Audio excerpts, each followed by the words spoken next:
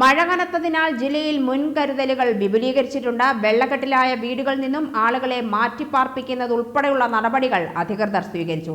പെയ്തൊഴിയാത്ത മഴയിൽ പാലക്കാട് നഗരവും വെള്ളത്തിൽ മുങ്ങിയ നിലയിലായി. മലമ്പുഴ, പുതുപ്പരിയാരം, അകത്തേത്തറ, മരുത റോഡ്, പുതുശ്ശേരി പഞ്ചായത്തുകളിലെയും പാലക്കാട് നഗരസഭാ പരിധിയിലെയും നിരവധി വീടുകൾ വെള്ളത്തിനടിയിലായി. തുടർച്ചയായ അതിതീവ്ര മഴയിൽ നഗരത്തിലെ കൽപ്പാത്തി, ശേഖരീപുരം പ്രദേശങ്ങളിലെ വീടുകളുടെ 1-ാം നില വരെയും വെള്ളത്തിൽ മുങ്ങിയ സ്ഥിതിയിലായി. ശേഖരീപുരം കമലാലയ കോമ്പൗണ്ടിൽ വീടുകളിൽ വെള്ളം കയറി.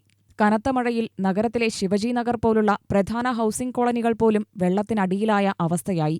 നഗരത്തിലെ താഴ്ന്ന പ്രദേശങ്ങളിലെ വ്യാപാരശാലകളിലും വെള്ളം കയറി. ഏക്കർ കണക്കിന് കൃഷിയും വെള്ളത്തിൽ മുങ്ങി. മഴ തുടങ്ങിയതോടെ നഗരത്തിലെ മിക്ക റോഡുകളും വെള്ളക്കെട്ടിലായി. ഉൾപാതകൾ മുതൽ പ്രധാന നഗരസഭാ റോഡുകൾ വരെ വെള്ളക്കെട്ടിലമർന്നു. കൽപ്പാത്തി പാലക്കാട് റോഡിൽ രൂക്ഷമായ വെള്ളക്കെട്ടാണ് അനുഭവപ്പെട്ടത്. അംബികാപുരം മണൽമന്ത റോഡിലും സമാന രീതിയിൽ വെള്ളക്കെട്ടുണ്ടായി. ഇതോടെ ദുരിതത്തിലായത് നഗരത്തിലെത്തിയ കാൽനട ബൈക്ക് യാത്രികരാണ്. പുഴകളിൽ വെള്ളത്തിന്റെ അളവും നീരൊഴുക്കും വർദ്ധിച്ചതിനാൽ കടുക്കാംകുന്നം പാലത്തിലൂടെയുള്ള ഗതാഗതം നിരോധിച്ചു. കുഴൽമന്നം പെരിയ പാലത്ത് റോഡ് വെള്ളത്തിനടിയിലായി. പല്ലശ്ശന കുനിശ്ശേരി റോഡിലും രൂക്ഷമായ വെള്ളക്കെട്ടാണുണ്ടായത്.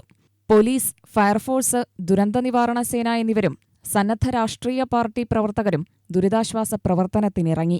മലമ്പുഴ അണക്കെട്ടിലെ ജലനിരപ്പ് ക്രമാതീതമായി ഉയർന്നിട്ടുണ്ട്. നിലവിലെ സാഹചര്യം തുടർന്നാൽ 2 ദിവസം കഴിഞ്ഞ് മലമ്പുഴ ഡാമിന്റെയും ഷട്ടറുകൾ തുറക്കേണ്ടിവരുമെന്ന് കളക്ടർ അറിയിച്ചു. UTV news, Palakkad.